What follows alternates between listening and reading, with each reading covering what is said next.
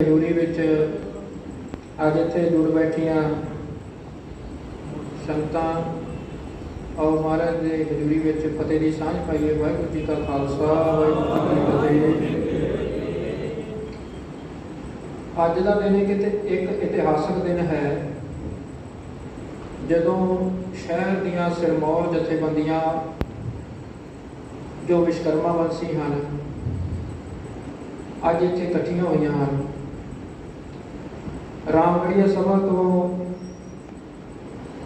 ਸਾਡੇ ਸੀਨੀਅਰ ਮੀਤ ਪ੍ਰਧਾਨ ਸਰਦਾਰ ਅਮਰੀਕ ਸਿੰਘ ਜੀ ਸੱਧੂ, ਸਾਡੇ ਸਰਪ੍ਰਸਤ ਸਰਦਾਰ ਸੁਖਦੇਵ ਸਿੰਘ ਜੀ ਭਾਰੀ, ਸਾਡੇ ਪ੍ਰਬੰਧਕੀ ਸਕੱਤਰ ਸਰਦਾਰ ਜਗਿੰਦਰ ਸਿੰਘ ਜੀ ਮਠਾੜੂ, ਸਰਦਾਰ ਜਸਵੰਤ ਸਿੰਘ ਜੀ ਸ਼ਿੰਗਾਰੀ ਸਕੱਤਰ ਸਾਹਿਬ ਤੇ ਨੌਜਵਾਨ ਜੋ ਰਾਮਗੜੀਆ ਸਭਾ ਵੱਲੋਂ ਇੱਥੇ ਸ਼ਮੂਲੀਅਤ ਕਰ ਰਹੇ ਨੇ ਤੇ ਸਾਡੇ ਸਰਪ੍ਰਸਤਾਂ ਜੋ ਸਲਾਹਕਾਰਾਂ ਦੇ ਵਿੱਚੋਂ ਸਰਦਾਰ ਸਵਰਨ ਸਿੰਘ ਜੀ ਜਗਦੇਵ ਅਤੇ ਉਹਨਾਂ ਦੇ ਨਾਲ ਸਰਦਾਰ ਹਰਦੀਪ ਸਿੰਘ ਜੀ ਜਗਦੇਵ ਇੱਥੇ ਹਾਜ਼ਰ ਹਨ। ਦੂਜੀ ਸ਼ਹਿਰ ਦੀ ਸਿਰਮੌਰ ਸੰਸਥਾ ਵਿਸ਼ਕਰਮਾ ਮੰਦਿਰ ਪੁਰਾਣਾ ਰਾਜਪੁਰਾ ਵੱਲੋਂ ਅੱਜ ਇੱਥੇ ਵਿਸ਼ਕਰਮਾ ਮੰਦਿਰ ਪੁਰਾਣਾ ਰਾਜਪੁਰਾ ਦੇ ਪ੍ਰਧਾਨ ਵਰਿੰਦਰ ਜੀ, ਮੇਰੇ ਵੱਡੇ ਭਰਾ, ਸਾਡੇ ਬਜ਼ੁਰਗ ਸ਼੍ਰੀ ਰੋਸ਼ਨ ਲਾਲ ਜੀ, ਸ਼੍ਰੀ ਸ਼ਿਵ ਕੁਮਾਰ ਭੂਰਾ ਜੀ, ਬਲਰਾਜ ਲਾਡੀ ਜੀ, ਹਰਵਿੰਦਰ ਜੀ ਅਤੇ ਪੱਪੀ ਜੀ ਇੱਥੇ ਸਾਡੇ ਵਿੱਚ ਮੌਜੂਦ ਹਨ। ਅਸੀਂ ਸੁਭਾਗੇ ਹਾਂ ਕਿ ਅੱਜ ਸਾਡੀ ਇਸ ਮੀਟਿੰਗ ਦੇ ਵਿੱਚ ਨਿਰਵੈਰ ਖਾਲਸਾ ਗਰੁੱਪ ਉਹਨਾਂ ਨੇ ਵੀ ਸ਼ਿਰਕਤ ਕੀਤੀ ਹੈ। ਸਰਦਾਰ ਪਰਮਿੰਦਰ ਸਿੰਘ ਜੀ ਦੀ ਅਗਵਾਈ ਹੇਠ ਉਹਨਾਂ ਵੱਲੋਂ ਵੀ ਸਾਨੂੰ ਸੁਨੇਹਾ ਲੱਗਾ ਸੀ ਕਿ ਅਜਿਹੀ ਮੀਟਿੰਗ ਦੇ ਵਿੱਚ ਸਾਨੂੰ ਆਪ ਜੀ ਸੱਦਾ ਦਿਓ, ਅਸੀਂ ਵੀ ਸ਼ਮੂਲੀਅਤ ਕਰਨੀ ਚਾਹੁੰਦੇ ਹਾਂ। ਸੋ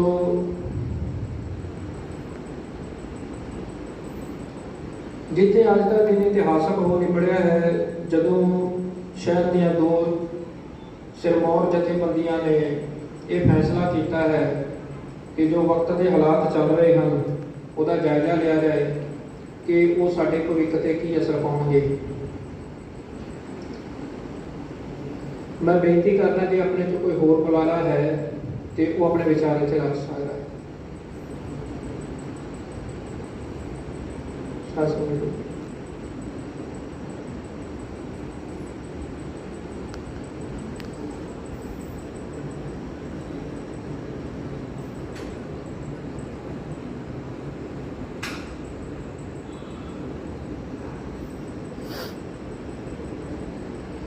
रोशन जी में बेनती करना है आप जी कुछ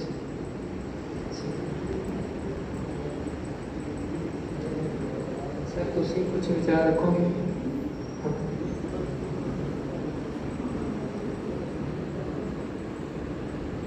सो ये जिम्मेवारी आप सारे ने मेरी लाई है। सो मैं 1965 तो गल करनी हिंदुस्तान के हालात की गल करनी शुरू करांगा, ज़्यादा समा आप नहीं लवांगे। 1965 से साडा प्रधानमंत्री लाल बहादुर शास्त्री होया है। जदों 1965 तो बाद 1965 की जंग तो बाद अपने पंजाब की अपने मुल्क की हालत भुखमरी वाली हो गई सी तो उस वेले साडे प्रधानमंत्री साहब ने ये जनता की अपील की सी भी हफ्ते 'ਚ 1 दिन का सारा परिवार वर्त रखा करे। प्रधानमंत्री जी की इस अपील को पंजाब ने सिर मत्थे लिया, असी पंजाबियों ने सिर मत्थे लिया ते असी हरित क्रांति लैके आंदी इत्थे ग्रीन रैवोल्यूशन जिहदे विच असी अपनी जमीन का पानी होर डूंगा कर लिया। साडियां खेत जमीनां बहुत हद तक बंजर हो चुकियां ने ते जिथे असी उन्हां दे विच दवाइयां खादां रेहां स्प्रेयां पा के असी अपनियां जमीनां खराब कर लियां पर असी पूरे मुल्क का ढिड भरिया। सो संगत जी ये बड़े मान वाली गल है कि अज हिंदुस्तान दे विच 60% जो कणक है वो कला पंजाब पैदा कर रहा है, 25% जिहड़ी कपाह है वो कला पंजाब पैदा कर रहा है। पर सानू उस दे बदले विच की मिलिया है? सानू उस दे बदले विच जो मिलिया है कि जिस तरीके नाल सेंटर की सरकार ने जदों कोरोना महामारी चल रही सी, जदों ਸਾਨੂੰ ਲੋਕਡਾਊਨ ਵਿੱਚ ਘਰਾਂ ਦੇ ਵਿੱਚ ਕੈਦ ਕਰ ਦਿੱਤਾ ਗਿਆ ਸੀ। ਉਸ ਵੇਲੇ ਸੈਂਟਰ ਦੀ ਸਰਕਾਰ ਨੇ 2 ਆਰਡੀਨੈਂਸ ਲੈ ਕੇ ਆਂਦੇ ਅਤੇ ਇੱਕ ਅਮੈਂਡਮੈਂਟ ਕੀਤੀ। ਨਾ ਲੋਕ ਸਭਾ ਦੇ ਵਿੱਚ ਇਹਦੇ 'ਚ ਬਹਿਸ ਹੋਈ, ਹੱਥ ਖੜੇ ਕਰਕੇ ਇਹ ਬਿੱਲ ਪਾਸ ਕਰ ਦਿੱਤੇ ਗਏ। ਤੇ ਜਦੋਂ ਰਾਜ ਸਭਾ ਦੇ ਵਿੱਚ ਇਹਨਾਂ ਬਿੱਲਾਂ ਦੇ ਉੱਤੇ ਵਿਵਾਦ ਹੋਇਆ ਤੇ ਉਸ ਵੇਲੇ ਰਾਜ ਸਭਾ ਦੇ ਜਿਹੜਾ ਵੌਇਸ ਸਿਸਟਮ ਸੀਗਾ ਉਹਨੂੰ ਆਫ ਕਰਕੇ, ਤਾਂ ਕਿ ਹਿੰਦੁਸਤਾਨ ਦੇ ਵਸਿੰਦੇ, ਹਿੰਦੁਸਤਾਨ ਦੇ ਧਰਤੀ ਦੇ ਪੁੱਤਰ, ਪੰਜਾਬ ਤੇ ਹਰਿਆਣੇ ਦੀ ਧਰਤੀ ਦੇ ਪੁੱਤਰ ਉਹਨਾਂ ਦੇ ਖਿਲਾਫ ਹੋ ਰਹੀ ਸਾਜ਼ਿਸ਼ ਨੂੰ ਨਾ ਸਮਝ ਸਕਣ, ਨਾ ਸੁਣ ਸਕਣ। ਜਿਸ ਹਾਲਾਤ ਨਾਲ ਇਹ ਆਰਡੀਨੈਂਸ ਪੈਦਾ ਕੀਤੇ ਆ, ਇਹਨਾਂ ਨੇ ਬਣਾਏ ਆ ਤੇ ਸਾਡੇ ਤੇ ਲਾਗੂ ਕੀਤੇ ਆ। ਸੈਂਟਰ ਦੀ ਸਰਕਾਰ ਇਹ ਕਹਿੰਦੀ ਹੈ ਸਾਡਾ ਭਲਾ ਕਰ ਰਹੀ ਹੈ, ਪਰ ਸਥਿਤੀ ਇਹੋ ਜਿਹੀ ਬਣਾਈ ਹੋਈ ਹੈ ਜਿਵੇਂ ਕਿਸੇ ਤੁਸੀਂ ਬੰਦੇ ਨੂੰ ਧੌਣ ਤੋਂ ਫੜ ਕੇ ਉਹਨੂੰ ਨਹਿਰ ਦੇ ਕੋਲ, ਨਹਿਰ ਦੇ ਵਿੱਚ ਗੋਤੇ ਲਾਓ ਤੇ ਉਹਨੂੰ ਕਹੋ ਵੀ ਮੈਂ ਤੈਨੂੰ ਵੱਡਾ ਤੈਰਾਕ ਬਣਾਉਣਾ ਹੈ, ਮੈਂ ਤੈਨੂੰ ਓਲੰਪਿਕ ਵਿੱਚ ਤੈਰਾਕੀ ਸਿਖਾਉਣੀ ਹੈ, ਮੈਂ ਤੈਨੂੰ ਓਲੰਪਿਕ ਵਿੱਚ ਮੈਡਲ ਦਿਵਾਵਾਂਗਾ, ਤੇ ਉਹ ਹੱਥ ਜੋੜੇ ਨਹੀਂ ਜੀ ਮੈਂ ਤੈਰਾਕੀ ਸਿੱਖਣੀ ਕੋਈ ਨਹੀਂ। ਜਦੋਂ ਅਸੀਂ ਆਪਣਾ ਭਲਾ ਜਿੰਨਾ ਕੁ ਚਾਹੁੰਦੇ ਹਾਂ ਉਹਦੇ ਤੇ ਤੁਸੀਂ ਕੰਮ ਨਹੀਂ ਕਰਦੇ ਤੇ ਤੁਸੀਂ ਸਾਡੇ ਉੱਤੇ ਨਜਾਇਜ਼ ਜਿਹੜਾ ਪ੍ਰੈਸ਼ਰ ਪਾ ਕੇ ਇਹ ਬਿੱਲ ਲੈ ਕੇ ਆਉਂਦੇ ਨੇ ਤੇ ਇਹਦੇ ਨਾਲ ਸਾਡੀ ਜਿਹੜੀ ਕਿਸਾਨੀ ਹੈ ਉਹ ਤਬਾਹ ਹੋਣ ਦੇ ਕਗਾਰ ਤੇ ਚਲੀ ਜਾਏਗੀ। ਜਿਹੜਾ ਪਹਿਲਾ ਬਿੱਲ ਹੈ ਉਹ ਬਿੱਲ ਹੈ ਸਾਧ ਸੰਗਤ ਜੀ ਐਸੈਂਸ਼ੀਅਲ ਕਮੋਡਿਟੀ ਵਾਲਾ, ਜਿਹਦੇ ਵਿੱਚ ਉਹ ਕਣਕ ਨੂੰ ਬਾਹਰ ਕੱਢ ਦਿੱਤਾ ਗਿਆ ਹੈ, ਜਿਹਦੇ ਨਾਲ ਹੁਣ ਕੋਈ ਵੀ ਕਣਕ ਦਾ ਭੰਡਾਰ ਜਿਹੜਾ ਹੈ ਉਹ ਕਰ ਸਕਦਾ ਹੈ। ਵੱਡੇ ਵੱਡੇ ਕਾਰਪੋਰੇਟ ਹਾਊਸ ਜਦੋਂ ਵੱਡੇ ਵੱਡੇ ਸਾਲੋਆਂ ਦੇ ਵਿੱਚ ਕਣਕ ਦਾ ਭੰਡਾਰ ਕਰਨਗੇ ਤੇ ਉਸ ਤੋਂ ਬਾਅਦ ਉਸ ਕਣਕ ਨੂੰ ਬਾਹਰ ਚਾਹੇ ਐਕਸਪੋਰਟ ਕਰਨ ਤੇ ਚਾਹੇ ਬਾਹਰੋਂ ਸਸਤੀ ਕਣਕ ਲਿਆ ਕੇ ਇੰਪੋਰਟ ਕਰਨ, ਤੇ ਸਾਡੀ ਕਣਕ ਕਿੱਥੇ ਵਿਕੇਗੀ, ਕਿਹੜੀ ਮੰਡੀ 'ਚ ਵਿਕੇਗੀ। ਦੂਸਰਾ ਜਿਹੜਾ ਇਹ ਕਹਿੰਦੇ ਆ ਵਨ ਨੇਸ਼ਨ ਤੇ ਵਨ ਮਾਰਕੀਟ, ਇਹ ਜਿਹੜੀ ਗੱਲ ਹੈ ਬਿਲਕੁਲ ਬੇਬੁਨਿਆਦ ਹੈ। ਤੁਸੀਂ ਆਪ ਦੱਸੋ, ਜੇ ਤੁਹਾਡੀ ਕਣਕ ਇੱਥੇ 2000 ਰੁਪਏ ਕੁਆਂਟਲ ਨੂੰ ਵਿਕ ਰਹੀ ਹੈ ਤੇ ਬੰਬੇ 'ਚੋਂ 3000 ਰੁਪਏ ਕੁਆਂਟਲ ਨੂੰ ਵਿਕ ਰਹੀ ਹੈ, ਤੇ ਤੁਸੀਂ ਆਪਣੇ 2 ਕਿੱਲਿਆਂ ਦੀ ਕਣਕ ਬੰਬੇ ਤੱਕ ਟਰਾਂਸਪੋਰਟ ਕਰਕੇ ਤੁਹਾਨੂੰ ਕੁਝ ਬਚੇਗਾ? ਸੋ ਇਹ ਇੱਕ ਸਿਰਫ ਦਿਖਾਵਾ ਹੈ। ਤੇ ਤੀਸਰਾ ਜੋ ਬਿੱਲ ਲੈ ਕੇ ਆਏ ਨੇ ਕੰਟਰੈਕਟ ਮੈਨੂਫੈਕਚਰਿੰਗ ਵਾਲਾ, ਜਿਹਦੇ ਵਿੱਚ ਜਿਹੜਾ ਕਿਸਾਨ ਜ਼ਮੀਂਦਾਰ ਹੈ ਉਹ ਆਪਣੇ ਖੇਤਾਂ ਦੇ ਵਿੱਚ ਹੀ ਮੁਜ਼ਾਰਾ ਬਣ ਜਾਏਗਾ, ਉਹ ਆਪਣੇ ਖੇਤਾਂ ਦੇ ਵਿੱਚ ਹੀ ਲੇਬਰ ਦਾ ਕੰਮ ਕਰੇਗਾ। ਸੋ ਇਹ ਉਹ ਕਾਨੂੰਨ ਨੇ ਜਿਨ੍ਹਾਂ ਦਾ ਕਿਸਾਨਾਂ ਤੇ ਪ੍ਰਭਾਵ ਪਿਆ ਹੈ। ਮੀਡੀਆ ਇਸ ਤਰੀਕੇ ਨਾਲ ਪ੍ਰਚਾਰ ਕਰ ਰਿਹਾ ਹੈ ਵੀ ਇਹ ਸਿਰਫ ਕਿਸਾਨਾਂ ਲਈ ਮਾਰੂ ਕਾਨੂੰਨ ਹਨ ਜਾਂ ਇਹ ਸਿਰਫ ਕਾਨੂੰਨ ਕਿਸਾਨਾਂ ਲਈ ਬਣਿਆ ਹੈ। ਪਰ ਸੰਗਤ ਜੀ, ਜੇ ਇਹਨੂੰ ਤੁਸੀਂ ਗੌਰ ਨਾਲ ਸੋਚੋ ਤਾਂ ਇਹ ਕਾਨੂੰਨ ਦਾ ਅਸਰ ਸਾਡੇ ਸਾਰਿਆਂ ਤੇ ਪੈਣਾ ਹੈ। ਕਣਕ ਅਸੀਂ ਸਾਰਿਆਂ ਨੇ ਖਾਣੀ ਹੈ। ਕਣਕ ਦੀ ਮਹਿੰਗਾਈ, ਕਣਕ ਦੇ ਰੇਟਾਂ 'ਚ ਵਾਧਾ, ਤੇ ਇਹ ਸਾਡੇ ਸਾਰਿਆਂ ਤੇ ਇਸ ਚੀਜ਼ ਦਾ ਪ੍ਰਭਾਵ ਪੈਣ ਵਾਲਾ ਹੈ। ਜੋ ਅੱਜ ਦੀ ਇਹ ਮੀਟਿੰਗ ਸੀ, ਜੋ ਮੀਟਿੰਗ ਅਸੀਂ ਪੂਰੇ ਵਿਸ਼ਵਕਰਮਾ ਸਮਾਜ ਦੇ ਇਕੱਠੇ ਕਰਕੇ ਜੋ ਅੱਜ ਮੀਟਿੰਗ ਕਰਨ ਦਾ ਉਪਰਾਲਾ ਕੀਤਾ ਸੀ, ਇਹਦਾ ਸਾਡਾ ਮੰਤਵ ਇਹ ਸੀ ਇਸ ਗੱਲ ਦੇ ਉੱਤੇ ਡਿਬੇਟ ਕਰਨਾ, ਇਸ ਗੱਲ ਦੇ ਉੱਤੇ ਬਹਿਸ ਕਰਨਾ ਕਿ ਜਿਹੜੇ ਇਹ ਕਾਨੂੰਨ ਹਨ, ਜੇ ਕਿਸਾਨੀ ਦੇ ਉੱਤੇ ਜੋ ਪ੍ਰਭਾਵ ਪਾ ਰਹੇ ਹਨ, ਦੇਖੋ ਜੇ ਕਿਸੇ ਤੇ ਪ੍ਰਭਾਵ ਪੈ ਰਿਹਾ ਤਾਂ ਹੀ ਅਗਲਾ ਆਪਣੀ ਧੁੱਪ 'ਚ ਸੜਕਾਂ ਤੇ ਖੜਾ ਹੈ, ਪਰ ਇਹਦਾ ਸਾਡੇ ਤੇ ਕੀ ਪ੍ਰਭਾਵ ਪੈਣ ਵਾਲਾ ਹੈ, ਸਾਡੇ ਵਿਸ਼ਵਕਰਮਾ ਵੰਸ਼ੀ ਤੇ ਇਹਦਾ ਕੀ ਪ੍ਰਭਾਵ ਪੈਣ ਵਾਲਾ ਹੈ। ਸੋ ਮੈਂ ਆਪਣੀ ਗੱਲ ਦੀ ਸ਼ੁਰੂਆਤ ਕਰਦਾ ਹਾਂ ਜੋ ਅੱਜ ਦੀ ਮੀਟਿੰਗ ਦਾ ਅਸਲ ਮੁੱਦਾ ਹੈ। ਸਵਾਲ ਪਹਿਲਾ ਇਹ ਹੈ ਵੀ ਕਿਸਾਨਾਂ ਨਾਲ ਸਾਡਾ ਕੀ ਰਿਸ਼ਤਾ ਹੈ। ਮੁੱਢ ਕਦੀਮ ਤੋਂ ਵਿਸ਼ਵਕਰਮਾ ਵੰਸ਼ੀ ਕਿਸਾਨਾਂ ਲਈ ਲੱਕੜ ਦਾ, ਲੋਹੇ ਦਾ, ਹਰ ਤਰੀਕੇ ਦਾ ਕੰਮ ਕਰਦੇ ਰਹੇ ਹਨ।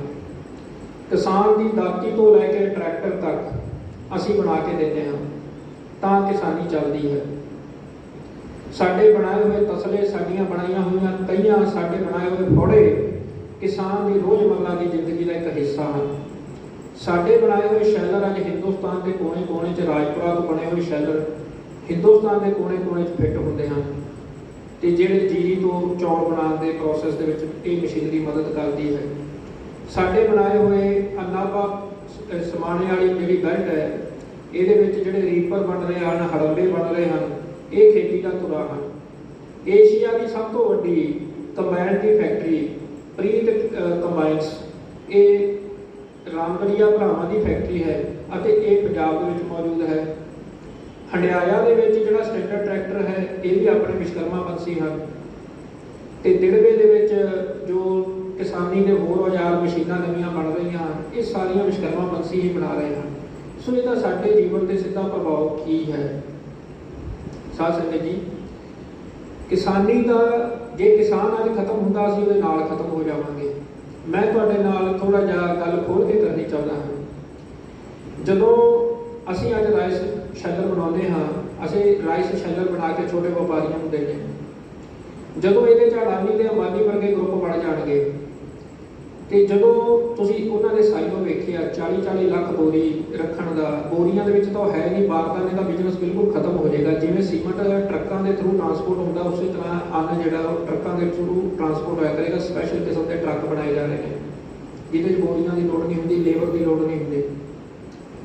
ਸੋ ਜਦੋਂ ਅੰਬਾਨੀ ਅਡਾਨੀ ਵਰਗੇ ਬੰਦੇ 20-20 25-25 ਲੱਖ ਟਨ ਜਿਹੜਾ ਜਦੋਂ ਕਿਲੋਗ੍ਰਾਮ ਦੇ ਵਿੱਚ ਜੇ ਗੱਲ ਕਰੀਏ 20-25 ਲੱਖ ਕਿਲੋ ਦੇ ਹਿਸਾਬ ਨਾਲ ਜਦੋਂ ਚੌਲਾਂ ਦੀ ਛਟਾਈ ਕਰਨਗੇ, ਜਦੋਂ ਜੀਰੀ ਨੂੰ ਇਹ ਉਹਦੀ ਸ਼ੈਲਿੰਗ ਕਰਨਗੇ ਤੇ ਉਹ ਸਾਡੇ ਤੋਂ ਸ਼ੈਲਰ ਨਹੀਂ ਖਰੀਦਣਗੇ, ਉਹ ਬਾਹਰੋਂ ਮੰਗਵਾਉਣਗੇ। ਵੱਡੀਆਂ ਕਪੈਸਿਟੀਆਂ ਵਾਲੇ, ਵਧੀਆ ਕੁਆਲਿਟੀ ਵਾਲੇ ਜਿਹਦਾ ਅਸੀਂ ਮੁਕਾਬਲਾ ਨਹੀਂ ਕਰ ਸਕਦੇ ਸਮਾਲ ਸਕੇਲ ਇੰਡਸਟਰੀ ਵਾਲੇ, ਉਹਨਾਂ ਦੇ ਨਟ ਬੋਲਟ ਵੀ ਬਾਹਰੋਂ ਮੰਗਾਏ ਜਾਣਗੇ, ਉਹਦੇ ਇੰਜੀਨੀਅਰ ਵੀ ਬਾਹਰੋਂ ਫਿੱਟ ਕਰਨ ਆਉਣਗੇ। ਸਾਡਾ ਸ਼ੈਲਿੰਗ ਵਾਲਾ ਜਿਹੜਾ ਰਾਈਸ ਸ਼ੈਲਰ ਵਾਲਾ ਜਿਹੜਾ ਬਿਜ਼ਨਸ ਹੈ ਇਹ ਆਉਣ ਵਾਲੇ ਕੁਝ ਸਮਿਆਂ 'ਚ ਜੇ ਵੱਡੇ ਕਾਰਪੋਰੇਟ ਵੜ ਜਾਂਦੇ ਹਨ ਤਾਂ ਤਬਾਹ ਹੋ ਜਾਏਗਾ। ਤੁਸੀਂ ਇਸ ਗੱਲ ਤੇ ਯਕੀਨ ਕਰੋ ਕਿ ਜਦੋਂ ਅਡਾਨੀ ਕੰਟਰੈਕਟ ਮੈਨੂਫੈਕਚਰਿੰਗ ਕਰੇਗਾ ਤਾਂ ਕਿੱਲੇ ਤੋਂ ਕਿੱਲੇ ਦੀ ਕੰਟਰੈਕਟ ਨਹੀਂ, ਠੇਕਾ ਨਹੀਂ ਲਏਗਾ। ਉਹ ਸੈਂਕੜਿਆਂ ਹਜ਼ਾਰਾਂ ਏਕੜਾਂ ਦਾ ਇੱਕੋ ਟੱਕ ਉਹ ਠੇਕਾ ਕਰੇਗਾ, ਪੂਰੇ ਪਿੰਡ ਉਹ ਠੇਕੇ 'ਚ ਲਏਗਾ। ਜਿਹੜੇ ਅੱਜ ਸਾਡੇ 50 ਹਾਰਸ ਪਾਵਰ 75 ਹਾਰਸ ਪਾਵਰ ਦੇ ਟਰੈਕਟਰ ਚੱਲਦੇ ਹਨ, ਜਿਸ ਤਰ੍ਹਾਂ ਤੁਸੀਂ ਸਾਨੂੰ ਸੁਪਨਾ ਵਿਖਾਇਆ ਜਾਂਦਾ ਹੈ ਫੌਰਨ ਵਿਦੇਸ਼ਾਂ ਦੇ ਵਿੱਚ ਇਸੇ ਤਰੀਕੇ ਨਾਲ ਅੱਗੇ ਖੇਤੀ ਹੁੰਦੀ ਹੈ ਜੀ। ਵਿਦੇਸ਼ਾਂ ਦੇ ਟਰੈਕਟਰ ਤੇ ਸਾਡੇ ਟਰੈਕਟਰਾਂ ਦਾ ਕੋਈ ਮੁਕਾਬਲਾ ਨਹੀਂ। ਟਰੱਕ ਜਿੰਨੇ ਟਰੈਕਟਰ ਹਨ ਜਿਹੜਾ ਹਜ਼ਾਰ ਏਕੜ ਇੱਕ ਵਾਰੀ 'ਚ ਵਾਹ ਦਿੰਦੇ ਹਨ। ਸਾਡੇ ਛੋਟੇ ਟਰੈਕਟਰ ਮੈਨੂਫੈਕਚਰਰ ਇਹ ਕਿੱਥੇ ਜਾਣਗੇ? ਸਾਡੀਆਂ ਛੋਟੀਆਂ ਟਰੈਕਟਰ ਦੀਆਂ ਰਿਪੇਅਰ ਦੀਆਂ ਦੁਕਾਨਾਂ ਕਿੱਥੇ ਜਾਣਗੀਆਂ? ਸਾਡੇ ਛੋਟੇ ਟਰੈਕਟਰਾਂ ਦੇ ਸਪੇਅਰ ਪਾਰਟ ਵਾਲੇ ਕਿੱਥੇ ਜਾਣਗੇ? ਫਿਰ ਆਪਾਂ ਪ੍ਰੈਕਟੀਕਲ ਗੱਲ ਕਰਦੇ ਹਾਂ, ਜਿਹੜਾ ਮੋਗੇ ਦੇ ਵਿੱਚ ਇਹਨਾਂ ਨੇ ਸਾਈਲੋ ਬਣਾਇਆ ਹੈ ਉਹਦੇ ਵਿੱਚ 40 ਲੱਖ ਬੋਰੀ ਰੱਖਣ ਦਾ ਪ੍ਰਾਵਧਾਨ ਹੈ, ਉਹਦੇ 'ਚ ਫੈਸਿਲਿਟੀ ਹੈ। ਪਰ ਉਹ 40 ਲੱਖ ਬੋਰੀ ਦੇ ਵਿੱਚ ਉਹ ਐਡੇ ਵੱਡੇ ਸਾਈਲੋ 'ਚ ਸਿਰਫ 10 ਬੰਦੇ ਕੰਮ ਕਰਦੇ ਹਨ। ਤੇ ਫਿਰ ਜਿਹੜਾ ਸਾਡਾ ਜਦੋਂ ਇਹ ਠੇਕੇ ਦੇ ਲੈ ਕੇ ਜ਼ਮੀਨਾਂ ਵਾਹਣਗੇ ਵੱਡੇ ਸਪਲਾਇਰ ਨੇ ਜਿਹੜੇ, ਤੇ ਫਿਰ ਇਹ ਕੀ ਤੁਹਾਨੂੰ ਲੱਗਦਾ ਕਿ ਮਜ਼ਦੂਰਾਂ ਨੂੰ ਕਈ ਤੇ ਤਸਲਾ ਬਣਾ ਕੇ ਖੇਤੀ ਕਰਨਗੇ? ਇਹ ਵੱਡੀਆਂ ਮਸ਼ੀਨਾਂ ਨਾਲ ਖੇਤੀ ਕਰਨਗੇ, ਜਿਸ ਤਰ੍ਹਾਂ ਆਪਾਂ YouTube ਤੇ ਅਮਰੀਕਾ ਤੇ ਹੋਰ ਯੂਰੋਪੀਅਨ ਕੰਟਰੀਆਂ 'ਚ ਵੇਖਦੇ ਹਾਂ। ਸੋ ਸਾਧ ਸੰਗਤ ਜੀ, ਇਹ ਸਾਡੇ ਹੱਥ 'ਚੋਂ ਕਈ ਵੀ ਖੋਹ ਲੈਣਗੇ, ਤਸਲਾ ਵੀ ਖੋਹ ਲੈਣਗੇ, ਕਿਉਂਕਿ ਲੇਬਰ ਮਹਿੰਗੀ ਪਏਗੀ। ਇਹ ਮਸ਼ੀਨਾਂ ਲੈ ਕੇ ਆਉਣਗੇ, ਇੱਕ ਮਸ਼ੀਨ ਪੂਰੇ ਪਿੰਡ ਨੂੰ ਵਾਧਿਆ ਕਰੇਗੀ। ਸੋ ਕਿਤੇ ਨਾ ਕਿਤੇ ਜਿਹੜਾ ਸਮਾਲ ਸਕੇਲ ਦੀ ਇੰਡਸਟਰੀ ਹੈ, ਜਿਹੜਾ ਸਾਡਾ ਕਿਸਾਨੀ ਨਾਲ ਜੁੜਿਆ ਹੋਇਆ ਸਾਡਾ ਵਿਸ਼ਕਰਮਾ ਬੰਸੀਆਂ ਦਾ ਧੰਦਾ ਹੈ, ਸਾਰਾ ਖਤਮ ਹੋ ਜਾਏਗਾ, ਚੌਪਟ ਹੋ ਜਾਏਗਾ। ਸਾਡੇ ਜੋ ਬਹੁਤ ਸਾਰੇ ਸੱਜਣ ਇਹੋ ਜਿਹੇ ਜਿਹੜਾ ਦਿਹਾੜੀ ਕਰਦੇ ਆ ਜਾਂ ਜਿਹੜੇ ਚਣਾਈ ਦਾ ਕੰਮ ਕਰਦੇ ਆ, ਜਦੋਂ ਸੰਗਤ ਜੀ ਸਾਡੇ ਕੋਲ ਪੈਸਾ ਨਹੀਂ ਹੋਏਗਾ ਤੇ ਉਸ ਵੇਲੇ ਮਕਾਨ ਕਿਹਨੇ ਬਣਾਉਣੇ ਆ? ਤੁਸੀਂ ਇਹ ਚੀਜ਼ ਵੇਖਣੀ ਹੈ ਤਾਂ ਤੁਸੀਂ ਦਿੱਲੀ ਤੇ ਗੁੜਗਾਉਂ ਵਿੱਚ ਜਾ ਕੇ ਵੇਖੋ, ਉੱਥੇ ਇੱਕ ਬੰਦੇ ਦੀ ਪੂਰੀ ਜ਼ਿੰਦਗੀ ਲੰਘ ਜਾਂਦੀ ਹੈ ਇੱਕ ਮਕਾਨ ਬਣਾਉਣ ਵਿੱਚ। ਫਿਰ ਮੈਂ ਸਮਝਦਾ ਹਾਂ ਵੀ ਇਹ ਜਿਹੜੇ ਕਾਨੂੰਨ ਨੇ ਇਹ ਸਾਜ਼ਿਸ਼ ਹੈ, ਔਰ ਇਹ ਸਾਜ਼ਿਸ਼ ਸਿਰਫ ਪੰਜਾਬ ਤੇ ਹਰਿਆਣੇ ਦੇ ਖਿਲਾਫ ਹੀ ਕਿਉਂ ਕੀਤੀ ਗਈ? ਪੰਜਾਬ ਤੇ ਹਰਿਆਣਾ ਮਿਲ ਕੇ 65% ਦੇ ਕਰੀਬ ਹਿੰਦੁਸਤਾਨ ਦਾ ਢਿੱਡ ਭਰਦੇ ਹਨ। ਸਾਡੇ ਤੋਂ ਇਹਨਾਂ ਨੂੰ ਕੀ ਚਿੜ ਹੈ? ਸਾਡਾ ਇਹਦੇ ਨਾਲ ਬਹੁਤ ਵੱਡਾ ਨੁਕਸਾਨ ਹੋਣ ਵਾਲਾ ਹੈ। ਮੈਂ ਬੇਨਤੀ ਕਰਦਾ ਹਾਂ, ਜਿੰਨੇ ਰੀਪਰ, ਥ੍ਰੈਸ਼ਰ, ਕੰਬਾਈਨਾਂ, ਟਰਾਲੀਆਂ, ਅਸੀਂ ਟਰਾਲੀਆਂ ਬਣਾਉਂਦੇ ਹਾਂ, ਤੁਸੀਂ ਫੋਰਨ ਦੀਆਂ ਟਰਾਲੀਆਂ ਵੇਖੋ, ਤੁਸੀਂ ਫੋਰਨ ਦੇ ਟਰੱਕ ਵੇਖੋ, ਉਹੋ ਜਿਹੇ ਟਰੱਕ ਅੱਜ ਦੀ ਡੇਟ 'ਚ ਟਾਟਾ ਵੀ ਨਹੀਂ ਬਣਾ ਸਕਦੇ। ਹਿੰਦੁਸਤਾਨ ਮੋਟਰਸ ਹਿੰਦੁਸਤਾਨ ਸਰਕਾਰ ਦੀ ਕੰਪਨੀ ਸੀ, ਜਿਹਦੇ ਵਿੱਚੋਂ ਅੰਬੈਸਡਰ ਕਾਰ ਆਈ ਸੀ। ਅੱਜ ਤੁਸੀਂ ਸੜਕਾਂ 'ਤੇ ਨਹੀਂ ਵੇਖਦੇ, ਕਿਉਂਕਿ ਉਸ ਤੋਂ ਬਾਅਦ ਵੱਡੇ ਮਗਰਮੱਛ ਮਲਟੀਨੈਸ਼ਨਲ ਕੰਪਨੀਆਂ ਹਿੰਦੁਸਤਾਨ ਨੇ ਜਦੋਂ ਦਰਵਾਜ਼ੇ ਖੋਲ੍ਹੇ, ਮਰੂਤੀ ਸਭ ਤੋਂ ਪਹਿਲਾਂ ਆਈ, ਫਿਰ ਹੁੰਡਾਈ ਆਈ। ਅੱਜ ਪਤਾ ਨਹੀਂ ਕਿੰਨੀਆਂ ਕਾਰਾਂ ਨੇ, ਪਰ ਹਿੰਦੁਸਤਾਨ ਮੋਟਰ ਨਹੀਂ ਕਿਤੇ ਦੇਖਦੀ, ਉਹ ਖਤਮ ਹੋ ਗਈ। ਸੋ ਇਹ ਜਿਹੜੇ ਅਡਾਨੀ ਤੇ ਅੰਬਾਨੀ ਹੀ ਕਿਉਂ? ਸੈਂਟਰ ਦੀ ਸਰਕਾਰ ਤੋਂ ਸਾਡਾ ਅਗਲਾ ਸਵਾਲ ਇਹ ਵੀ ਹੈ ਕਿ ਕੀ ਤੁਹਾਡੇ ਕੋਲ ਦੋ ਹੀ ਵੱਡੀਆਂ ਕੰਪਨੀਆਂ ਬਚੀਆਂ ਨੇ? ਤੁਹਾਡੇ ਕੋਲ ਬਾਕੀ ਵੱਡੀਆਂ ਕੰਪਨੀਆਂ ਹੈ ਹੀ ਨਹੀਂ, ਸਿਰਫ ਅਡਾਨੀ ਤੇ ਅੰਬਾਨੀ ਕਿਉਂ? ਇਹ ਈਸਟ ਇੰਡੀਆ ਕੰਪਨੀ ਵਾਲਾ ਕਲਚਰ ਤੁਸੀਂ ਲੈ ਕੇ ਆ ਰਹੇ ਹੋ। ਇੱਕ ਦਿਨ ਹਿੰਦੁਸਤਾਨ ਅਡਾਨੀਆਂ ਅੰਬਾਨੀਆਂ ਦਾ ਗੁਲਾਮ ਹੋ ਕੇ ਰਹਿ ਜਾਏਗਾ। ਪਰ ਅਸੀਂ ਸਵਾਲ ਕਰਦੇ ਹਾਂ ਕਿ ਸਾਡੇ ਕਿੱਤਿਆਂ ਤੇ, ਸਾਡੇ ਰੁਜ਼ਗਾਰਾਂ ਤੇ, ਸਾਡੇ ਜਿਹੜੀ ਸਮਾਲ ਸਕੇਲ ਇੰਡਸਟਰੀ ਉਹਦੇ ਤੇ ਇਹਦਾ ਹੋਰ ਮਾਰੂ ਅਸਰ ਕੀ ਹੋਏਗਾ? ਸਾਡੇ ਕਾਰੋਬਾਰ ਬੰਦ ਹੋ ਜਾਣਗੇ, ਸਾਨੂੰ ਨੀਲੇ ਕਾਰਡ ਥਮਾ ਦਿੱਤੇ ਜਾਣਗੇ। ਸਾਡੇ ਅਕਾਊਂਟਾਂ ਦੇ ਵਿੱਚ ਜਿਹੜਾ ਹੁਣ ਇਹ ਸਕੀਮਾਂ ਆ ਰਹੀਆਂ ਨੇ, ਯੂਪੀ ਬਿਹਾਰ 'ਚ 3500 ਰੁਪਇਆ ਬੰਦੇ ਦੇ ਅਕਾਊਂਟ 'ਚ ਪਾ ਦਿੱਤਾ ਜਾਂਦਾ ਹੈ। ਆਪ ਜੀ YouTube ਤੇ ਦੇਖ ਸਕਦੇ ਹੋ, ਗੂਗਲ ਕਰ ਸਕਦੇ ਹੋ। ਉਹ ਕਿਉਂ ਪਾਇਆ ਜਾਂਦਾ ਹੈ? ਉਹ ਇਸੇ ਲਈ ਪਾਇਆ ਜਾਂਦਾ ਹੈ ਵੀ 3500 रुपया देता अपना अन्न खरीदो तो खाओ साड़ी छुट्टी है। सो साढ़े हत्थ च झूठा बनाने की जिहड़ी तैयारी है तो सानू धक्कों चोरी नाल जिहड़ा साडे ते कानून लागू किए जा रहे हैं। तो तुसीं ये भी देखो भी जे इहनूं आपां धक्कों चोरी ना मन्नीए तो क्यों ना मन्नीए। जिहड़ा साडा नैशनल मीडिया कित्थे दिखा रहा है कि सानू ये कानून पसंद नहीं, सानू ये कानून जिहड़े है साडे साडे कारोबारां दे खिलाफ ने। तो जिथे किते मीडिया का प्रचार कर रहा है, जे किते नैशनल मीडिया का प्रचार कर रहा है, कहता जी किसान विरोधी है इन्हां कानूनां दे। असलीयत यह है भी किसान कल्ला विरोधी नहीं, असीं सारे विरोधी हाँ, असीं सारे खत्म हो जावांगे। मैं संगत जी तुहानूं बेनती करदा, राजपुरा किसने बनाया है? ये राजपुरा टाउन किवें बनिया? तुसीं राजपुरा टाउन च किते चले जाके देखो, तुसीं एक फोटो खिंच लिओ, तुहानूं 90% पेंडू लोग मिलणगे जिहड़े कपड़े दीयां दुकानां ते, जिहड़ियां जुत्तियां दी दुकानां ते, मनियारी दीयां दुकानां ते जिहड़े लोग उस टाइम खरीद फरोख्त कर रहे होणगे। किन्ने उहदे च लोकल बंदे हुंदे ने? दुकानदार सारा लोकल हुंदा है पर खरीदार सारा पेंडू हुंदा है। सो जदों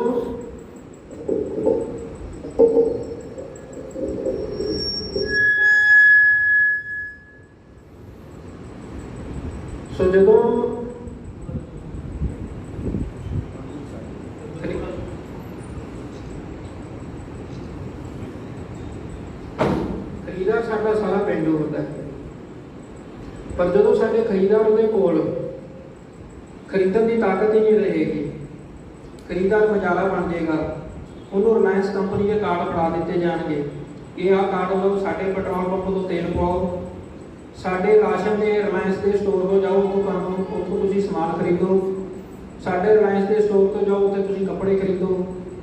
तो हौली हौली करके वो बंदा वो की करेगा कि ये टाउन की मार्केट साडी ये बंद नहीं होएगी। साडे हालात ये बना देती है किसी न किसी तरीके नाल, सानू इस तरीके नाल सोचण ते मजबूर किया जाता है कि साडे गुआढ़ के घर च अग लगी है पर वो अग साडे घर तक नहीं पहुँचनी, जबकि असलीयत यह है कि जो उसका घर तबाह हो गया उतो अगली अग साडे घर ते भी लगनी कि असीं बराबर नाल तबाह होना होवे।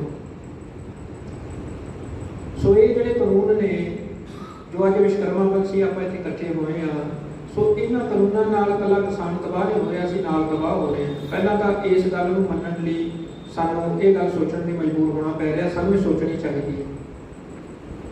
साडे सारिਆਂ ਦੇ बिजनेस ਇਹਦੇ ਨਾਲ ਲਿੰਕਡ ਨੇ, ਅਸੀਂ ਸਾਡੇ ਸਾਰਿਆਂ ਦੇ ਬਿਜ਼ਨਸ ਇਹਦੇ ਨਾਲ ਖਤਮ ਹੋ ਜਾਣਗੇ। ਸੋ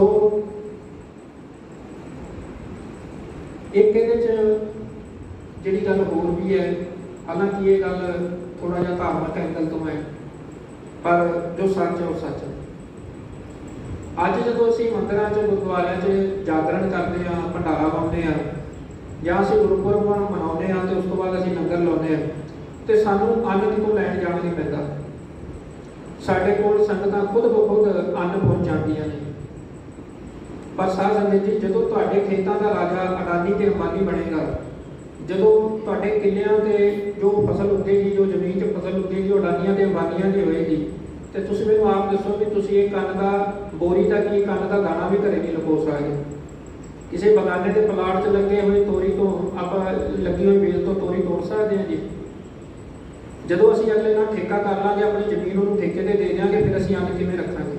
ਸੋ ਇਹ ਸਾਨੂੰ ਅੰਨ ਤੋਂ ਮੁਹਤਾਜ ਕੀਤਾ ਜਾਏਗਾ। ਕਿਤੇ ਨਾ ਕਿਤੇ ਇਹ ਸਾਡੇ ਮੰਦਿਰਾਂ, ਸਾਡੇ ਗੁਰਦੁਆਰਿਆਂ ਤੇ ਵੀ ਸਿੱਧਾ ਅਟੈਕ ਹੈ। ਸਾਨੂੰ ਅੰਨ ਤੋਂ ਮੁਹਤਾਜ ਕਰਨ ਦਾ, ਜਿਹੜੇ ਸਾਡੇ ਲੰਗਰ, ਸਾਡੇ ਭੰਡਾਰੇ 24 ਘੰਟੇ ਚੱਲਦੇ ਨੇ, ਇਹ ਸਾਡਾ ਇਹਨਾਂ ਤੇ ਵੀ ਸਿੱਧਾ ਅਟੈਕ ਹੈ। ਸੋ ਇਹ ਜਿਹੜੀਆਂ ਮਾਰੂ ਨੀਤੀਆਂ ਨੇ, ਜੇ ਅੱਜ ਅਸੀਂ ਨਹੀਂ ਬੋਲਾਂਗੇ ਤਾਂ ਫਿਰ ਅਸੀਂ ਕਦੋਂ ਬੋਲਾਂਗੇ? ਜੇ ਅੱਜ ਅਸੀਂ ਕਿਸਾਨਾਂ ਦਾ ਸਾਥ ਨਹੀਂ ਦੇਵਾਂਗੇ ਤੇ ਤੁਸੀਂ ਇੱਕ ਗੱਲ ਦਾ ਇਸ ਗੱਲ ਤੋਂ ਅੰਦਾਜ਼ਾ ਲਾਓ, ਅੱਜ ਅਸੀਂ ਮੀਟਿੰਗ ਰੱਖੀ, ਅਸੀਂ ਸ਼ਾਮ ਨੂੰ ਮੀਟਿੰਗ ਰੱਖੀ, ਸ਼ਾਮ ਨੂੰ ਅਸੀਂ ਇਸ ਲਈ ਮੀਟਿੰਗ ਰੱਖੀ ਵੀ ਦਿਨੇ ਅਸੀਂ ਸਾਰੇ ਦੁਕਾਨਦਾਰ ਆਦਮੀ, ਅਸੀਂ ਜਿਹਨੇ ਆਪਣੇ ਕਾਰੋਬਾਰਾਂ 'ਚ ਬਿਜੀ ਹੁੰਦੇ ਹਾਂ, ਸ਼ਾਮ ਨੂੰ ਸਾਡੇ ਕੋਲ ਸਮਾਂ ਹੁੰਦਾ ਹੈ। ਕਿਸਾਨਾਂ ਕੋਲ ਅਸੀਂ ਕਹਿ ਸਕਦੇ ਹਾਂ ਵੀ ਉਹਨਾਂ ਕੋਲ ਥੋੜ੍ਹਾ ਜਿਹਾ ਸਮਾਂ ਸਾਡੇ ਤੋਂ ਹੋਰ ਹਿਸਾਬ ਨਾਲ ਹੁੰਦਾ ਹੈ, ਉਹ ਸਮਾਂ ਕੱਢ ਸਕਦੇ, ਪਰ ਜਦੋਂ ਅੱਜ ਗੱਲ ਉਹਨਾਂ ਦੀ ਜ਼ਮੀਨ ਦੀ ਆ ਚੁੱਕੀ ਹੈ, ਉਹਨਾਂ ਦੀ ਆਜੀਵਿਕਾ ਦੀ ਆ ਚੁੱਕੀ, ਉਹਨਾਂ ਦੇ ਜੀਵਨ ਮਰਨ ਦਾ ਸਵਾਲ ਹੋ ਚੁੱਕਿਆ ਉਹ ਸੜਕਾਂ 'ਤੇ।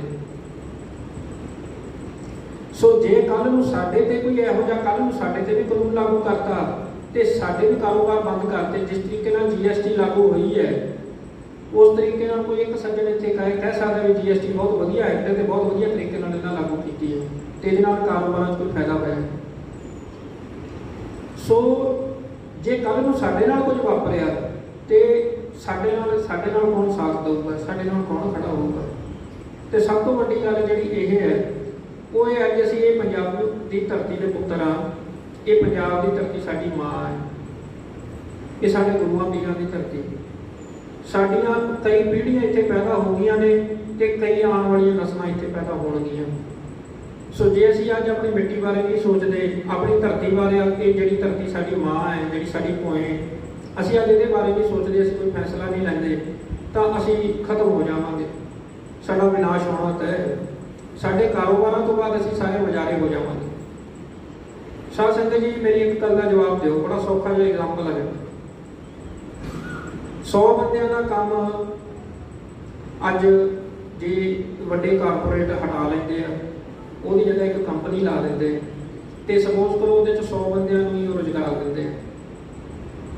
ਉਹ ਜਿਹੜੇ ਵੱਡੇ ਹਾਊਸਾਂ ਨੇ 100 ਬੰਦੇ ਰੱਖਣੇ, ਉਹ ਚੰਗੇ ਕਾਲਜਾਂ 'ਚ ਪੜ੍ਹੇ ਲਿਖੇ ਬੱਚੇ ਹੋਣਗੇ, ਪਰ ਜਿਨ੍ਹਾਂ ਦਾ ਰੁਜ਼ਗਾਰ ਹੋਣਾ ਉਹ ਗਰੀਬ ਆਦਮੀ ਹੋਏਗਾ। ਉਹਦੇ ਕੋਲ ਇੰਨੇ ਪੈਸੇ ਵੀ ਨਹੀਂ ਕਿ ਆਪਣੇ ਮੁੰਡੇ ਨੂੰ ਸਕੂਲ ਭੇਜ ਕੇ, ਕਾਲਜ ਭੇਜ ਕੇ ਚੰਗੀ ਪੜ੍ਹਾਈ ਕਰਾ ਸਕੇ। ਸੋ ਇਹ ਕਿੱਥੋਂ ਦਾ ਨਿਆਂ ਹੋਏਗਾ।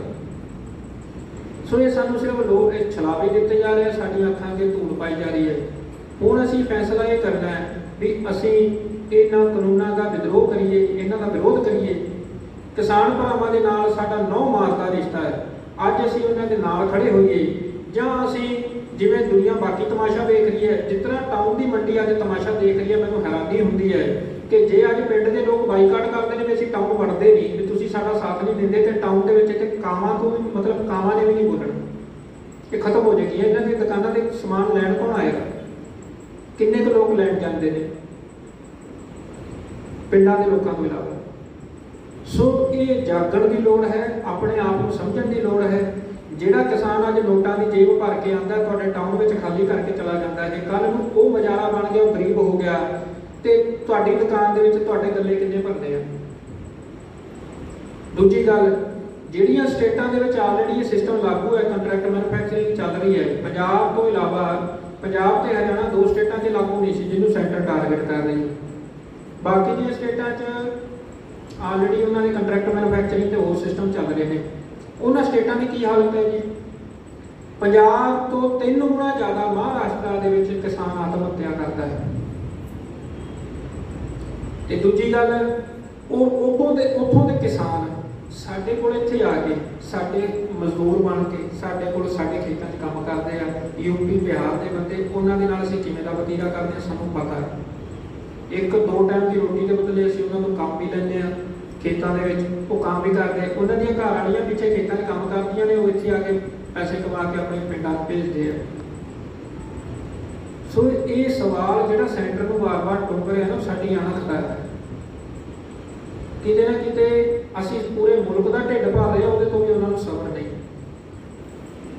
ਤੁਸੀਂ ਸਾਰੇ ਜਾਣਦੇ ਹੋ ਵੀ ਪੰਜਾਬ ਦਾ ਪਾਣੀ ਦਾ ਧਰਤੀ ਦੇ ਹੋਰ ਹੇਠਾਂ ਜਾਈ ਜਾ ਰਿਹਾ, ਉਹਦੇ ਬਾਵਜੂਦ SYL ਦਾ ਰੌਲਾ ਹੈ।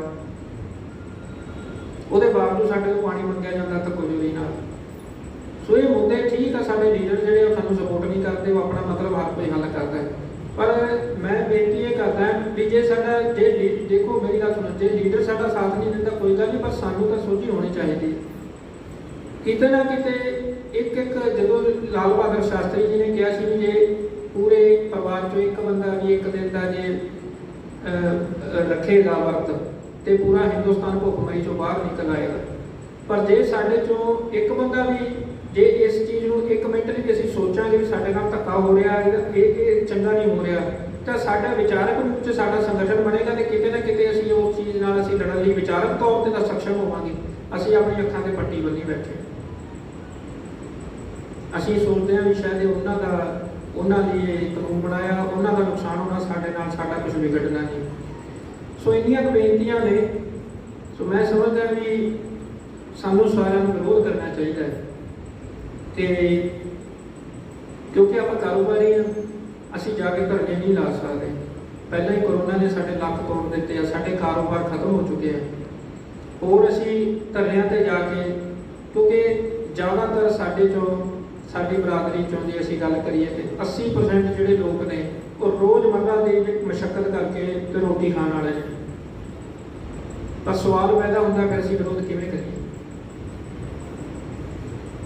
सो विरोध करने के होर भी तरीके ने, उन्हां चों एक तरीका यह भी है कि आप जी हर बंदा अपने कारोबार के अगे, दुकान के अगे काली झंडी टंगे तो किते ना किते वो अपने आले दुआले के लोगों को भी समझाए। ये भी विरोध का एक तरीका है कि साडे नाल, तुहाडे नाल, साडे नाल, सारिआं नाल धक्का हो रहा है, किसानां दा नहीं, ये साडे सारिआं दे उत्ते अटैक है। मेरी एक गल का जवाब दिओ, तुसीं सारे सियाणे हो, किसानां दा मुद्दा ये किवें हो सकदा जदों पंजाब दे विच 80% को लैके 85% दे विच एग्रीकल्चर साडी जिहड़ा ਉਹਦਾ हिस्सा है GDP का, पंजाब की धरती का 80 तो 85% जिहड़ा खेता वो एग्रीकल्चर के अंदर है। किन्नियां वड्डियां फैक्ट्रियां ने जिन्हां 'च आपां नौकरी करन जांदे हां जां साडे कोल इत्थे होर किहड़ियां मिल्लां चलदियां ने। सो जे वो 80-85% हिस्सा सरकार के कब्जे हेठ है, इस तरीके नाल सरकार अपने कब्जे हेठ लैंदी है, अडानियां अंबानियां नूं दिंदी है, तो साडा मुल्क, साडा ये स्टेट साडी तबाह हो जाएगी, साडे पिछे बचेगा कुछ नहीं। सो अज की जी मीटिंग सी दा मेन मंतव यही सी भी एक तो असीं जागीए, असीं इस विरोध का हिस्सा बणीए। सो मैनूं इस गल की बड़ी खुशी है भी जदों सरदार स्वर्ण सिंह जी जगदेव उन्होंने मेरी इस गल के उत्ते विचार बने, उन्होंने बहुत अच्छे तरीके नाल गाइड किया। कुछ मजबूरियों की वजह नाल अज विश्वकर्मा भवन शामनगर की संगत जी सेवा हाजिर नहीं हो सकी, पर मैं इस गल का मैं बहुत धन्यवाद करदा, मैं अपने आप को बहुत खुशकिस्मत भी समझदा कि अज विश्वकर्मा वंशी असीं सारे एक स्टेज से इकट्ठे हुए हैं। विश्वकर्मा मंदिर पुराना राजपुरा तो वरिंदर जी अपना पूरा जत्था लेके इत्थे हाजिर होए। सो ये बड़ी सुभागी गल है कि असीं 2 जथेबंदियां, असल च 3 जथेबंदियां वो आ नहीं सके, पर उन्होंने विचार साडे तो वखरे नहीं हैं। सो असीं ये जागरूक होए हैं, कम से कम असीं ये सोचण लई मजबूर होए भी ये कला किसानां ते मारू असर नहीं पाएगा, साडे सारे परिवारां ते मारू असर पाएगा। सो मैं बेनतियां करदा कि एक तो आप जी सारे अपने अपने कारोबारां ते अपने अपने जिहड़े तुहाडे ऑफिसिस ने किसी ना किसी तरीके नाल तुसीं विरोध जताओ, लोकां नूं पता लगे, लोकां 'च जागृति है। जिहड़ा असीं सोचदे हां भी किसी का कुछ बिगड़ेगा, साडा कुछ नहीं बिगड़ेगा, असीं बचे रह जाएंगे, ये सिर्फ साडे वड्डे बजुर्ग बना के कहावतां बना के भी कबूतर नूं बिल्ली नूं देख के कबूतर अखां मीट लैंदा, वो कहंदा खबरे मेरी मौत नहीं आएगी, पर उहनूं बिल्ली असल च झपट लैंदी है। ते जे नौजवान जिहड़े ने ये सोचते हैं भी असीं बाहर चले जावांगे, पंजाब पिछे, तो मैं समझदा भी जे तुसीं इस धरती ते नहीं होए तो तुसीं बाहरली धरती ने भी तुहानूं कित्थे सैट करना। बगानी माँ उन्ना प्रेम नहीं देती जिन्ना अपनी माँ दिया करती। सो पहला इस धरती लिए लड़िए, अपनी माँ लिए लड़िए, ये साडी धरती साडी माँ है। सो इन्हां बिल्लां दा, इन्हां कानूनां दा जिहड़ी धक्केजोरी दे बनाए हुए कानून ने, धक्के नाल साडे ते लगे हुए कानून ने, धक्के नाल सानूं तबाह कीता जा रहा है। मैं इस गल तो बड़ा हैरान होना है कि प्रधानमंत्री जी किसानों की गल करते, छोटे उद्योगों की गल तो करते ही नहीं। क्यों नहीं करते वो गल? क्यों नहीं मन की बात कहते भी छोटे उद्योगों को कोई वो एक बार मूँह चो लफज कढ़न भी छोटे उद्योग बर्बाद नहीं होंगे। एक बार तो मूँह चो कढ़न भी छोटे उद्योग बर्बाद नहीं, जिहड़े किसानी नाल जुड़े हुए छोटे उद्योग ने, तुसीं किसानी ते तां बिल लागू करदे, तुसीं स्मॉल स्केल इंडस्ट्री का की करोगे? स्मॉल स्केल इंडस्ट्री राजपुरा एक छोटा जिहा शहर है, असीं सारे छोटे मोटे कारोबारी हैं, साडा सारिਆਂ ਦਾ की बनेगा? राजपुरा एक मंडी है, मंडी इसलिए है भी इतों किन्ने सारे पिंड पैंदे, सैकड़े पिंड पैंदे आ जिन्हां दे नाल साडा राजपुर का सिस्टम चलदा है। जे वो पिंड खत्म होणगे असीं नाल खत्म हो जाएंगे। सो साडे प्रधानमंत्री जी दे उत्ते क्यों नहीं गल करदे? स्मॉल स्केल इंडस्ट्री हुण तक उन्होंने कीता भी की है ते अगे वो की विचार रखते हैं? सिर्फ एक पासे सोच है। ये ओहो जिहा ही बिल आया है जिहो जिहा नोटबंदी आई सी। पहला नोट बंद करते, नवे नोट छापते, फिर जो नवे नोट छाप के फिर पता लगा भी उन्होंने नोटों का साइज जो छोटा रह गया, ATM से फिट नहीं होंगे, फिर ATM दी मशीनां बदलनियां पईयां। सो ये इस तरीके का ये कानून पास हुए हैं भी कानून तो लागू कर देंगे। मैं कहना जी सदके कानून ये लागू करते आ तो साढ़े कारोबार के की असर होगा, वो किसी ने सोचा? वित्त मंत्री साडी सीतारमन जी सोच रही है इस मामले में। पंजाब के कोई वड्डी इंडस्ट्री नहीं, पंजाब कोई मरुति नहीं, कोई हुंडाई नहीं, कोई वड्डी इंडस्ट्री नहीं, पंजाब की सारी छोटी इंडस्ट्री जी एग्रीकल्चर नाल रिलेटेड है वो सारी तबाह हो गई।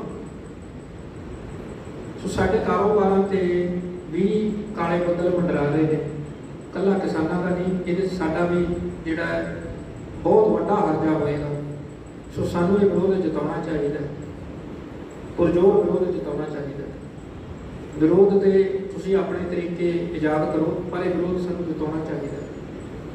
सानू विचारक तौर पर जे असीं इकट्ठां च नहीं हाज़र हो सकते, सानू विचारक तौर पर अपना विरोध जताउणा चाहिए और लोड़ पैंदे सानू इकट्ठ भी करना चाहिए।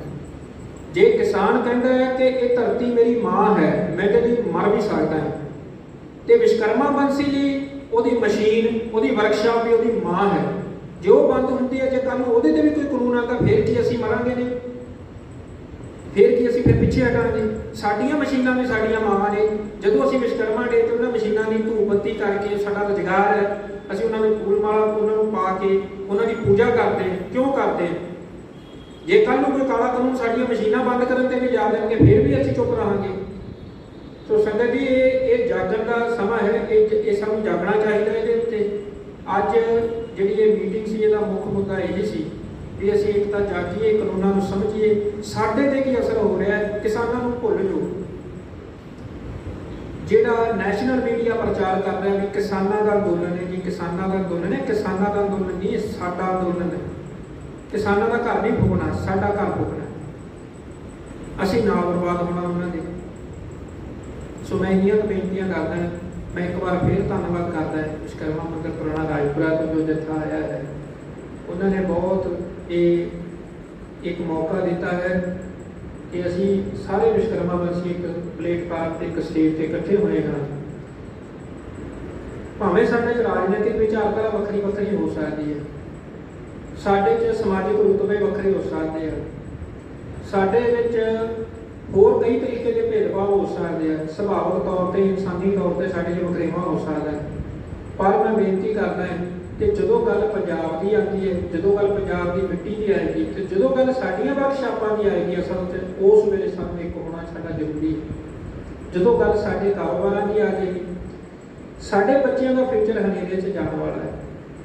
असीं रज के रोटी खा रहे सी, ये कानून ले आते हैं, हुण साडे बच्चे रज के रोटी खाणगे कि नहीं खाणगे, ये साडा जिहड़ा रोस है, साडा जिहड़ा विरोध है, ये वो फैसला करेगा कि साडे बच्चे रज के रोटी खाणगे कि नहीं। जिहड़ियां वर्कशापां असीं बहुत मेहनतां नाल लाईआं ने, जिहड़े कारोबार असीं इन्नियां मेहनतां करके साडीआं कई पीढ़ियां लंघीआं, वो कारोबार खड़े करदे होए अज असीं वो कारोबार स्टैंड कीते ने। कल नूं वो कारोबार साडे बच्चिआं दे कोल रहणगे कि नहीं रहणगे, कि वो भी अडामीआं बांदियां दी भेट चढ़ जाणगे, ये फैसला असीं अज करना है। अज असीं अपने बच्चियां का फैसला करना, उन्होंने भविख का फैसला करना है। जे अज असीं चुप करके घरे बैठे रहांगे, जे असीं अज विरोध नहीं जतावांगे, जे असीं अज अपनी गल समाज अगे नहीं रखांगे, जे असीं दुनिया नूं नहीं